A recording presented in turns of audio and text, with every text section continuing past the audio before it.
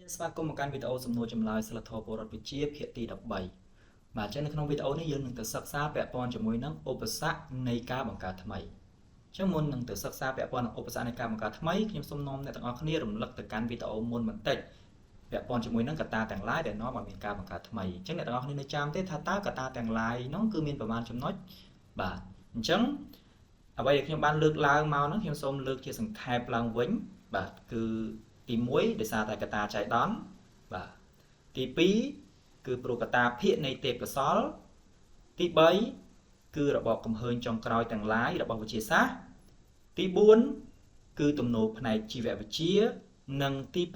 5គឺតម្រូវការចាំបាច់របស់សមូហភាព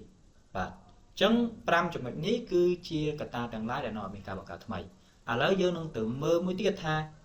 តើបាទតើឧបសគ្គនៃការបង្កើតថ្មីនឹងមានអ្វីខ្លះអញ្ចឹងចម្លើយ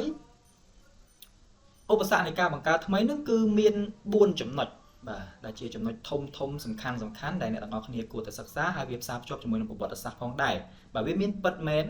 បានយើងអាចបង្កើតទៅជាមេរៀនសម្រាប់ឲ្យគ្នាយើងសិក្សាទុកជាបទពិសោធន៍កុំឲ្យយើងគិតថាអ្វីដែលយើងបង្កើតថ្មីមកហើយយើងដឹងតែទទួលបានការស្ងើចការសរសើរទទួលបានលៀបសក្ការៈបានយស័កឬក៏បានអ្វីដែលល្អយើងគុំសម័យអានឹងទាំងស្រុងពេកពីព្រោះថាការបង្កើតថ្មីមួយចំនួនបានន័យថាមុននឹងបង្កើតថ្មីមកក៏វាមានឧបសគ្គហើយអាពេលបានមកហ្នឹងក៏វាមានឧបសគ្គដែរអញ្ចឹងចាំមើលថាក្នុងមេរៀនរបស់យើងហ្នឹងវាមានអ្វីខ្លះអញ្ចឹងទៅមើលដែលឧបសគ្គទី1វាអាចមកពីអីគេបាទគឺការច្រណែនពីសំណាក់អ្នករិះរកដទៃទៀតមានន័យថាម៉េចកន្លែងចំណុចហ្នឹងគឺគេសង្កេតឃើញថាមានអ្នកប្រាជ្ញឬក៏អ្នកដែលផលិតមួយចំនួនភាគខ្លះហ្នឹងគឺគាត់អត់ព្រមទទួលស្គាល់តម្លៃនៃការបង្កើតថ្មីរបស់អ្នកចំនួនក្រោយទេនេះជាគំនិតមួយដែលផ្ទុយស្រឡះពីលក្ខណៈសកលហើយនឹងលក្ខណៈមិនដាច់ខាតរបស់គំនិតចង់ឬក៏យើងអាចហៅថាវិទ្យាសាស្ត្របាទយើងមើលតែដូចក្រុមហ៊ុនទូរស័ព្ទដៃបាទឬក៏មួយទៀតបើនៅក្នុងប្រវត្តិសាស្ត្រតែម្ដងពាក់ព័ន្ធជាមួយនឹងអ្នកប្រាជ្ញពីររូបបាទគឺលោក Thomas Edison ហើយនឹងលោក Nikola Tesla ដែលពីរអ្នកហ្នឹងគាត់ធ្លាប់មានប្រវត្តិដែលមានរឿងរកម្មរកុសជាមួយគ្នាពាក់ព័ន្ធការខ្វែងគំនិតគ្នាការប្រើប្រព័ន្ធអគ្គិសនីដោយលោក Nikola Tesla គឺគាត់ប្រើអគ្គិសនីបែបAC បាទហើយលោក Thomas Edison គឺគាត់ប្រើអគ្គិសនីបែប DC ហើយលោក Thomas Edison ក៏ចង់ឲ្យអគ្គិសនីបែប DC នឹងមានអត្ថប្រយោជន៍ជាងចឹងហើយគឺរហូតការមានបញ្ហាជាមួយគ្នានឹងអាចឈានទៅដល់ការបង្កើតយុទ្ធនាការបំផ្លិចបំផ្លាញគ្នាទៀតរហូតដល់បង្កើតជាស្អីមួយដើម្បីបង្ហាញថានេះប្រព័ន្ធអគ្គិសនីនឹងអត់ល្អទេកុំគ្រប់គ្រងកុំឲ្យមានការបង្កើតតែចឹងវាមានគ្រោះថ្នាក់ដល់មនុស្សដល់អីចឹងណាបាទអញ្ចឹងបើអ្នកទាំងអស់គ្នាចង់ដឹងរឿងនឹងបន្ថែមអាចស្រាវជ្រាវសិក្សាបន្ថែមទៀតទៅពាក់ព័ន្ធជាមួយនឹងបញ្ហារវាងអ្នកប្រាជ្ញទាំងពីររូបហ្នឹងបាទគឺលោកThomas Edison ហើយនិង Nikola Tesla ដែលខ្ញុំបានដាក់រូបភាពនៅខាងមុខហ្នឹងតែម្ដងបាទហើយខ្ញុំដាក់អក្សរអង់គ្លេសនៅលើហ្នឹងតែនៅលើហ្នឹងដែរដើម្បីស្រួលស្រាវជ្រាវបាទចឹងហ្នឹងគឺពាក់ព័ន្ធជាមួយនឹងបច្ចេកវិទ្យាផ្នែកអគ្គិសនីណាបាទហើយយើងក៏លេខទៅមើលមួយទៀតដូចជាយើងមើលតារាពិភពលោកបាទនៅក្នុងពិភពលោកយើងតែម្ដងពេលដែលយើងដឹងពីជីវិតរបស់ពួកគាត់បើយើងថាវានៅពីក្រោយវាំងននក៏វាមានការកាប់ចាក់គ្នាមិនធម្មតាដែរកាប់ចាក់នេះខ្ញុំមិនមែនសំដៅទៅលើគាត់យកកបិតឯកាប់ចាក់គ្នាទេគឺពាក់ព័ន្ធជាមួយនឹងការកាច់កង់គ្នាអាចថាជាលក្ខណៈធម្មតាទេគេមាន fan រៀងខ្លួនហើយជួនកាល fan ហ្នឹងគឺទៅជាគ្រប់គ្រង idol ខ្លួនឯងហើយទៅបំផ្លិចបំផ្លាញតារាមួយទៀតបាទដោយលាក់មុខឬក៏ជាលក្ខណៈក្រុម hater បាទឬក៏មានលក្ខណៈការជួលទៀតពេលដែលមានតារានឹងមួយគាត់លេចធ្លោគាត់មានអ្វីថ្មីមិនថាការស្លៀកពាក់មិនថាចម្រៀងឬក៏ស្អីមួយដែលតាក់ទាញអញ្ចឹងទៅតារាម្នាក់ទៀតហ្នឹងគឺគាត់អត់សប្បាយចិត្តទេអាចថាគាត់ធ្លាប់ល្បីអញ្ចឹងទៅដល់ពេលអ្នកមកក្រោយគាត់រៀងមានអ្វីមួយថ្មីតាក់ទាញអ្នកទស្សនាឬក៏ប្រិយមិត្តផ្សេងទៅឬក៏យក fan គាត់ចឹងទៅគាត់អត់សប្បាយចិត្តគឺគាត់ចាប់ផ្ដើមបង្កើត hater គាត់ជួលអ្នក រិះគន់អ្នកស្អប់អ្នកអីដើម្បីកំទេចពួកគាត់បាទអញ្ចឹងអាហ្នឹងគឺជាចំណុចមួយពាក់ព័ន្ធជាមួយនឹងការច្រណែនពីសំណាក់អ្នករិះរកដទៃទៀតបាទហើយវាមានវិស័យផ្សេងទៀតមិនមែនតែវិស័យខាងវិទ្យាសាស្ត្រឬក៏តារាហ្នឹងទេហ្នឹងឯងដូចខ្ញុំលើកពីមុនមកមិញហ្នឹងគឺវាពាក់ព័ន្ធជាមួយនឹងក្រុមហ៊ុនមិនថាទូរស័ព្ទដៃឬក៏ការផលិតអ្វីមួយហ្នឹងគឺវាតែងតែមានដែររឿងហ្នឹងអញ្ចឹងត្រូវគិតទុកមុនឲ្យហើយមួយទៀតគឺពាក់ព័ន្ធជាមួយនឹងភាពជាសត្រូវនៃអ្នកកាន់អំណាចអូចំណុចកន្លែងនេះគឺពិតជាគ្រោះថ្នាក់មែនទែនជាពិសេសអ្នកប្រាជ្ញនៅសម័យអតីតកាលគាត់អាសាមានបញ្ហានឹងច្រើនបាទលើទីហោដូចលោកកាលីឡេអ្នកនរគ្នាស្គាល់លោកកាលីឡេគឺជាអ្នកប្រាជ្ញមួយដែលពូកែដែរគាត់អាចឈានទៅរកការបង្កើតនៅកែវឆ្លុះតារាបាទគឺអាចមើលទៅកាន់លំហអាកាសបានរហូតដល់គាត់អាចស្វែងរកនៅរបបកំហើញមួយដែលសមស្របជាមួយនឹងលោកនីកូឡាកូប៉ែនិកដែលជាអ្នកប្រាជ្ញចំនួនមុនគាត់ទៀតណាដែលនីកូឡាកូប៉ែនិកហ្នឹងគឺគាត់យល់ប្រាសចាកខុសពីអ្វីដែលសាសនានៅចំនួនហ្នឹងបង្រៀនថាផែនដីគឺជាចំណុចកណ្ដាលនៃចក្រវាឡរីឯព្រះអាទិត្យព្រះច័ន្ទគឺជាអ្នកវិលជុំវិញផែនដីបាទតែនីកូឡាកូប៉ែនិកគឺគាត់យល់ខុសពីហ្នឹងដោយសារតែគាត់មានកែវឆ្លុះហ្នឹងហើយគាត់ឆ្លុះមើលទៅគាត់ឃើញថាទេវាមិនមែនអញ្ចឹងទេគឺផែនដីទៅវិញទេដែលជាអ្នកវិលជុំវិញព្រះអាទិត្យហើយព្រះអាទិត្យនេះគឺជាចំណុចកណ្ដាលបាទនៅកណ្ដាលភពទាំងឡាយហើយភពទាំងឡាយហ្នឹងគឺជាអ្នកវិលជុំវិញព្រះអាទិត្យអញ្ចឹងកាលីឡេហ្នឹងគឺគាត់ក៏យល់ឃើញដូចនីកូឡាកូប៉ែនិកហ្នឹងដែរគាត់ក៏បានយកអាការសិក្សាស្រាវជ្រាវថ្មីរបស់គាត់ជំនាន់ក្រោយហ្នឹងយកទៅគ្រប់គ្រងជាមួយនឹងអ្វីដែល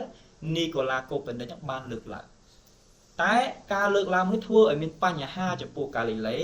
ពីព្រោះថានៅសម័យហ្នឹងគឺអំណាចរបស់សាសនាគឺខ្លាំងមិនធម្មតាដែរដែលជ្រាបទៅលើអ្នកកាន់អំណាចអញ្ចឹងអ្នកកាន់អំណាចនៅសម័យហ្នឹងគឺគេបានកោះហៅកាលីឡេទៅជួបនៅតុលាការហើយគេចោទប្រកាន់កាលីឡេថាគឺជាអ្នកដែលធ្វើអ្វីមួយថាពីបទប្រទុះសាសនាឬក៏អាចហៅម្យ៉ាងទៀតថាបទល្មើសប្រឆាំងនឹងសាសនាណាហើយទោសមួយហ្នឹងគឺត្រូវឲ្យកាលីឡេនឹងស្លាប់ត្រូវប្រហារជីវិតប៉ុន្តែក៏គេមានលក្ខខណ្ឌមួយទុកឱកាសឲ្យកាលីឡេដែរដែលគេលើកឡើងថាបើសិនជាកាលីឡេហ្នឹងគាត់ផ្លាស់ប្ដូរទស្សនៈហ្នឹងហើយប្រកាសប្រាប់ទៅកាន់សង្គមវិញថាអ្វីដែលគាត់យល់ឃើញក៏ដូចជាកូប៉ែនិកដែលបានលើកឡើងកន្លងមកថាផែនដីជាអ្នកវិលជុំវិញព្រះអាទិត្យហ្នឹងណាគឺជារឿងមិនត្រឹមត្រូវនោះទេបាទតើគាត់និយាយអញ្ចឹងបានគេមិនសម្លាប់គាត់អញ្ចឹងដោយសារតែកាលីឡេកាលនោះគាត់រៀងចាស់ដែរហើយអញ្ចឹងក៏គាត់ព្រមទៅតាមសំណើរបស់អ្នកមានអំណាចនៅសម័យហ្នឹងទៅហើយគេក៏មិនសម្លាប់គាត់តែឲ្យគាត់នឹងគេឃុំខ្លួនគាត់នឹងនៅក្នុងផ្ទះរបស់គាត់ឲ្យដល់ហាមមិនឲ្យគាត់នឹងសរសេរសិភៅសរសេរអីបាទរហូតដល់គាត់ស្លាប់បាត់ទៅបាទអញ្ចឹងអាហ្នឹងគឺពាក់ព័ន្ធនឹងអីរឿងគំនិតថ្មីការបង្កើតថ្មីឬក៏របបកំហុញថ្មីដែលវាឈានទៅរកជាភាពជាសត្រូវនៃអ្នកកាន់អំណាចហើយអ្នកកាន់អំណាចយើងដឹងហើយគាត់ច្រើនអាម៉េចតែងតែប្រកាន់យកអាកប្បកិរិយាជាអ្នករក្សាប្រពៃណីអ្នកបង្កើតថ្មីទាំងអស់ហ្នឹងគឺត្រូវតែចាត់ទុកថាជាអ្នកធ្វើបដិវត្តន៍ហើយខ្លាំងចំណុចហ្នឹងបាទអាហ្នឹងចំណុចទី1ហើយចំណុចទី2ចូលទៅចំណុចមួយទៀតពាក់ព័ន្ធជាមួយនឹងទម្លាប់ដដែលរបស់ប្រជាជនមិនចង់ទទួលស្គាល់ការបង្កើតថ្មីមួយគេក៏មិនចង់ឲ្យមានបំលាប់បដូរក្នុងទម្លាប់ទាំងឡាយដែលខ្លួនធ្លាប់មានតាំងពីយូរមកហើយនោះឡើយបាទអញ្ចឹងយើងដឹងហើយមិញគឺវាពាក់ព័ន្ធជាមួយនឹងរឿងអ្នកកាន់អំណាចតែនេះគឺប្រជាជននៅក្នុងសង្គមពីខ្លះមែនមិនប្រកាសថាអ្វីដែលយើងបង្កើតថ្មីទៅសង្គមគេពេញចិត្តនោះទេយើងមើលទីហោដូចគំនិតពាក់ព័ន្ធជាមួយនឹងការសិក្សានៅលើលំហអាកាសក៏មានអ្នកមិនពេញចិត្តដែរគេយល់ថាទៅខ្វាយខ្វល់ទៅអារឿងលំហអាកាសហ្នឹងទៅសិក្សាទៅអីចំណាយលុយអស់ច្រើនបាទបង្កើតឧបករណ៍ផ្សេងហ្នឹងវាអត់ប្រយោជន៍ហេតុអីបានមិនព្រមមកសិក្សានៅលើផែនដីឬក៏កន្លែងរស់នៅចិត្តហ្នឹងទៅចាំបាច់ទៅសិក្សាលើលំហអាកាសហ្នឹងធ្វើអីបាទអាហ្នឹងក៏មួយទៅបាទមានមួយទៀតគឺពាក់ព័ន្ធជាមួយនឹងអ៊ីនធឺណិតពេលដែលបង្កើតអ៊ីនធឺណិតដំបូងឡើយក៏មានបញ្ហាដែរអ្នកខ្លះគឺគាត់បារម្ភពាក់ព័ន្ធជាមួយនឹងសុវត្ថិភាព ឯកជនរបស់គាត់បាទបច្ចេកវិទ្យា AI រាល់ថ្ងៃនេះ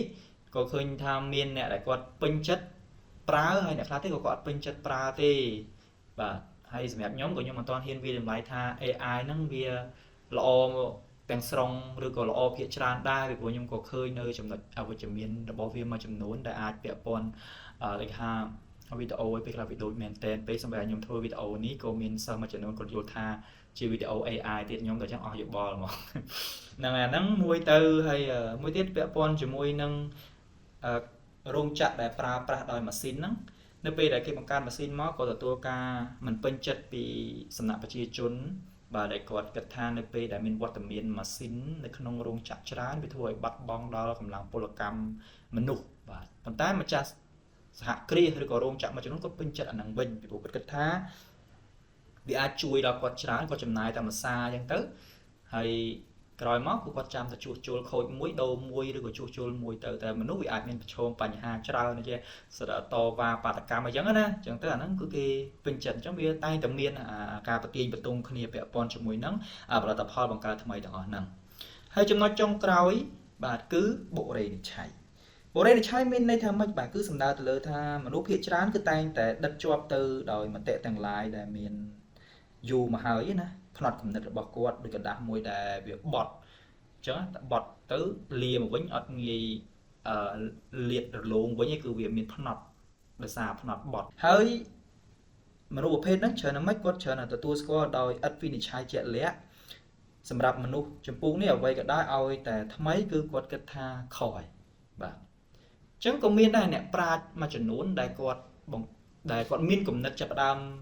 ចង់បង្កើតអ្វីមួយថ្មីត្រូវបានគេរិះគន់គេពេបជ្រាយគេថាឲ្យរហូតដល់ពេលខ្លះគេថាគាត់ឈួតទៀតបាទដូចអ្នកដែលផលិតទូរទស្សន៍អ្នកផលិតទូរទស្សន៍លោកគាត់ឈ្មោះ Philo Pamsword ដែរ Philo Pamsword គាត់ហ្នឹងពេលដែលគាត់បង្កើតទូរទស្សន៍ហ្នឹងគឺមានអ្នកដែលគេថាគាត់ថាវាគ្មានអ្នកណាគេមកចំណាយពេលមកអង្គុយមើលអាប្រអប់មានពន្លឺប៉ុណ្្នឹងទេអញ្ចឹងណាបាទតែគាត់នៅតែជំនះចិត្តធ្វើរហូតដល់តាទូរទស្សន៍វាคล้ายទៅជាការកំសាន្តមួយដ៏ពេញនិយមរបស់មនុស្សគាត់ថាឥឡូវទូរទស្សន៍រៀងលែងសើមានអ្នកមើលហើយតែគាត់ចង់និយាយថាជំនាន់ខ្ញុំនៅក្មេងអីវាយ៉ាងណាវាបានយូររបស់វាដែរណារជ្ជកាលរបស់ទូរទស្សន៍ដែលគេហៅជាពេញនិយមរបស់មនុស្សបាទហើយវាវិវត្តតាំងពីមើលទូរទស្សន៍សខ្មៅរហូតមកដល់ទូរទស្សន៍ color ហ្នឹងរហូតដល់ចេញទៅជានេះទូរទស្សន៍ខ្ញុំកំពុងមាននៅក្រោយនេះអីហ្នឹងបាទ Smart TV អីហ្នឹងបាទអញ្ចឹងក៏ចាត់ទុកថាវាគឺជាការបរិនិច្ឆ័យរបស់មនុស្សនៅក្នុងសង្គមសម័យនោះបាទន័យថាគេមិនមកមើលទេរឿងប៉ុណ្ណឹងវាមិនសូវតាក់ទាញតែចុងក្រោយមានណាឥឡូវឈានដល់ Smart TV ទៀតហើយអាចករណីមួយទៀតពាក់ព័ន្ធជាមួយនឹងយន្តហោះក៏ចឹងដែរយន្តហោះយើងដឹងហីមនុស្សយើងអត់មានស្លាបអត់អាចហោះកើតទេតែនៅពេលដែលអ្នកប្រាជ្ញឬក៏អ្នកមានគំនិតមានទេពកោសល្យពីកំណើតគាត់អាចរកឃើញមធ្យោបាយអាចហោះហើរបានហើយពេលគាត់លើកគំនិតនឹងទៅនិយាយប្រាប់អ្នកដែលគាត់មិនយល់គាត់នឹងគិតថាឈួតឬក៏ចិត្តតែនឹកតែផ្ដេសតែផ្ដាស់បាទដើរសុកទៅចង់ហោះឯណាហើយមនុស្សវាមិនអាចហោះបានទេបើស្អីមកវាហោះបានតើវាមានស្លាបតែមនុស្សអត់មានស្លាបអញ្ចឹងគឺគាត់គិតថាវាមិនអាចទៅរួច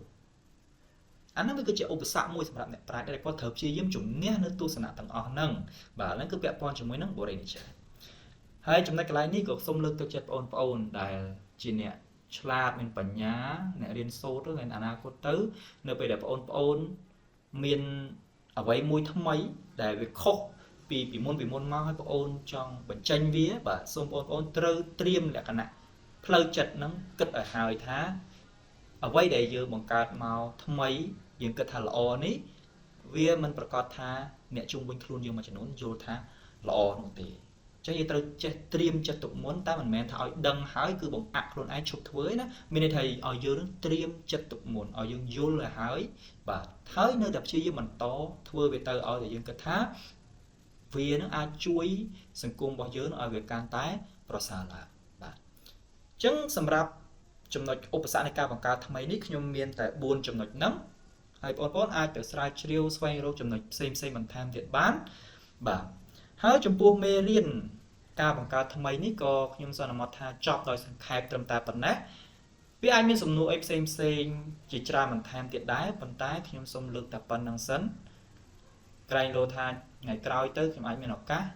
វិលត្រឡប់មកលើកសំណួរផ្សេងក្រៅពីសំណួរដែលខ្ញុំធ្លាប់លើកនៅក្នុងមេរៀនបង្កើតថ្មីនឹង